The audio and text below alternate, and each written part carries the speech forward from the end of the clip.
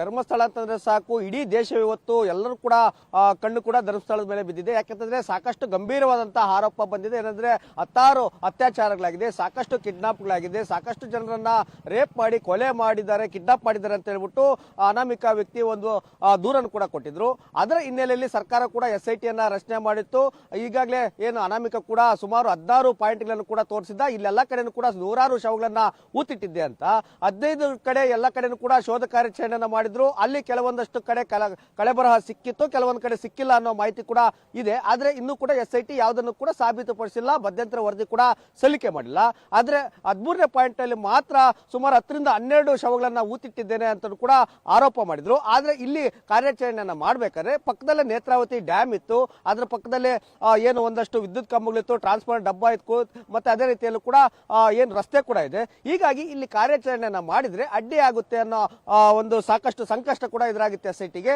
ಈಗ ಎಲ್ಲ ಸಂಕಷ್ಟವನ್ನು ಕೂಡ ಬಗೆಹರಿಸಿಕೊಂಡು ಈಗ GPR ಟೆಕ್ನಾಲಜಿಯನ್ನ ಬಳಸಿಕೊಂಡು ಒಳಗಡೆ ಇರುವಂತಹ ಅವಶೇಷಗಳನ್ನ ಕಂಡುಹಿಡಿಯುವಂತ ಯಂತ್ರವನ್ನು ಕೂಡ ತಂದಿದ್ರು. ನಿನ್ನೆ ಇದೇ ಸ್ಪಾಟ್ ನಲ್ಲಿ 13ನೇ ಸ್ಪಾಟ್ ನಲ್ಲಿ ಎಲ್ಲ ರೀತಿಯಲ್ಲೂ ಕೂಡ ಟ್ರಯಲ್ ಕೂಡ ಮಾಡಿದ್ರು. ಯಾವ ರೀತಿಯಾಗಿ GPR ವರ್ಕ್ ಆಗುತ್ತೆ, ಎಷ್ಟು ಆಳದಲ್ಲಿರುವಂತಹ ಅವಶೇಷಗಳನ್ನ ಕಂಡುಹಿಡಿಯುತ್ತೆ ಅಂತ.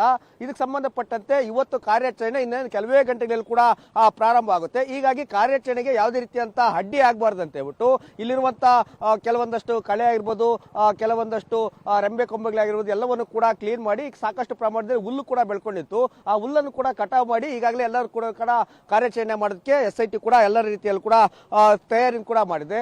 ಈ ಒಂದು ಕಾರ್ಯಾಚರಣೆ ನಡಿಬೇಕಾದ್ರೆ ಯಾವುದೇ ರೀತಿಯಂತ ಕೂಡ ಅಹಿತಕರ ಘಟನೆ ನಡೀಬಾರ್ದು, ಯಾವುದೇ ರೀತಿಯಾಗಿ ತೊಂದರೆ ಆಗಬಾರ್ದು ಅಂತ ಹೇಳ್ಬಿಟ್ಟು ಬಿಗಿ ಪೊಲೀಸ್ ಬಂದೋಬಸ್ತ್ ಅನ್ನು ಕೂಡ ಮಾಡಲಾಗಿದೆ. ಅನಾಮಿಕ ಹೇಳಿದ್ದಾನೆ, ಈ ಜಾಗದಲ್ಲಿ 40 ಅಡಿ ಆಳ ಇತ್ತು. ಆ ಒಂದು ಸಂದರ್ಭದಲ್ಲಿ ನಾನು 10 ಅಡಿ ಆಳವನ್ನು ತೋಡಿ ಸುಮಾರು 10 ರಿಂದ 12 ಹೆಣಗಳನ್ನ ಊತಿಟ್ಟಿದ್ದೇನೆ ಅಂತ ಕೂಡ ದೂರನ್ನು ಕೂಡ ಕೊಟ್ಟಿದ್ದೇನೆ. ಹೀಗಾಗಿ 10 ಅಡಿ ಜಾಗದ ಬದಲು ಸುಮಾರು 20 ಅಡಿ ಅಗಲ 40 ಅಡಿ ಉದ್ದ ಈ ರೀತಿಯಾಗಿ ಕಾರ್ಯಾಚರಣೆಯನ್ನ ಮಾಡಿದ್ರೆ ಇಷ್ಟರಲ್ಲಿ ಆತನ ಮಾಡಿರುವಂತಹ ಆರೋಪಕ್ಕೆ ಸಂಬಂಧಪಟ್ಟಂತೆ 1, 2 ಇಲ್ಲ ಏನಾದ್ರೂ ಆತನ ಹೇಳಿದೆ ನಿಜ ಆದ್ರೆ 12 ಕೂಡ ಏನಾದ್ರೂ ಸಿಗಬಹುದು, ಏನಾದ್ರೂ ಮೂಳೆಗಳಾಗಿರ್ಬೋದು, ಇಲ್ಲ ತಲೆ ಬುಡ್ಡೆ ಆಗಿರ್ಬೋದು, ಯಾವ್ದಾದ್ರು ಸಿಗಬಹುದು ಅನ್ನೋ ಮಾಹಿತಿ ಕೂಡ ಇದೆ.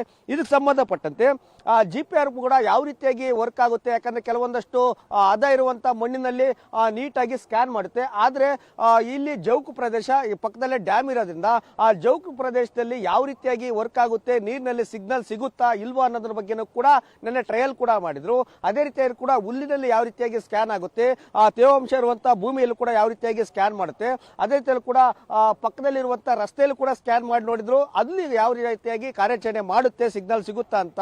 ಹೀಗಾಗಿ SIT ಮುಖ್ಯಸ್ಥರಂತ ಪ್ರಣವ್ ಮೊಹಂತಿ ಆಗಿರ್ಬೋದು, ಅನಿಚೇತ್ ಆಗಿರ್ಬೋದು, ಇವರ ನೇತೃತ್ವದಲ್ಲಿ ಇವತ್ತು 10:00ವರೆಗೆ ಕಾರ್ಯಾಚರಣೆ ಪ್ರಾರಂಭ ಆಗುತ್ತೆ.